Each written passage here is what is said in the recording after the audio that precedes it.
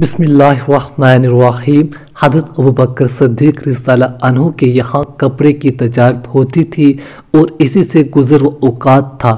جب خلیفہ بنائے گئے تو حسب معمول صبح کو چند چادریں ہاتھ پر ڈال کر بازار میں فروخت کے لیے تشریف لے چلے۔ راستے میں حضرت عمر رضی اللہ عنہ ملے، پوچھا کہاں چلے؟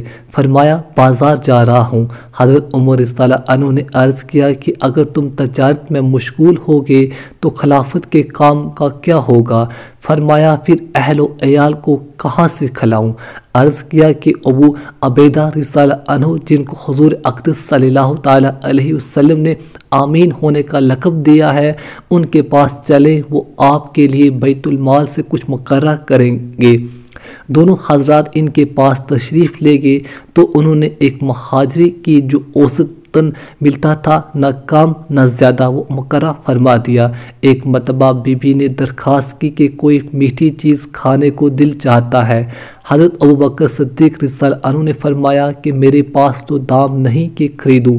اہلیہ نے عرض کیا کہ ہم اپنے روز کے کھانے میں سے تھوڑا تھوڑا بچا لیا کریں، کچھ دنوں میں اتنی مقدار ہو جائے گی۔ آپ رضی اللہ عنہ نے اجازت فرما دی۔ اہلیہ نے کہیں روز میں کچھ تھوڑے سے پیسے جمع کیے۔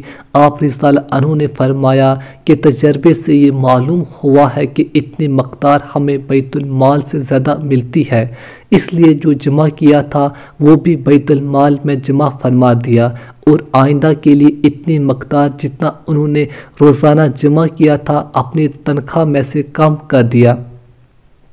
اتنے بڑے خلیفہ اور بادشاہ پہلے سے اپنی تجارت بھی کرتے تھے اور وہ ضروریات کے لیے کافی بھی تھی، جیسا کہ اس اعلان میں معلوم ہوتا ہے جو بخاری میں حضرت عائشہ رضی اللہ عنہ سے مروی ہے کہ جب حضرت ابوبکر صدیق رضی اللہ عنہ خلیفہ بنائے گئے تو آپ رضی اللہ عنہ نے فرمایا کہ میری قوم کو یہ بات معلوم ہے کہ میرا پیشہ تجارت میرے اہل و عیال کے خرچ کو ناکافی نہیں تھا، لیکن اب خلافت کی وجہ سے مسلمانوں کے کاروبار میں مشغولی ہے، اس لیے بیت المال سے میرے لیے اہل و عیال کا کھانا مقررہ ہوگا۔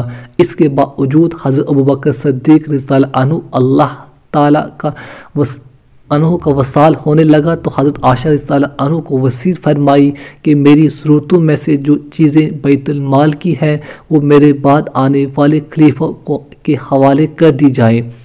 حضرت انس رضی اللہ عنہ فرماتے ہیں کہ آپ رضی اللہ عنہ کے پاس کوئی دینار یا درہم نہیں تھا، ایک اونٹنی دودھ کی، ایک پیالہ، ایک خادم تھا، بعض روایت میں ایک اوڑھنا، ایک بچھونا بھی آیا ہے۔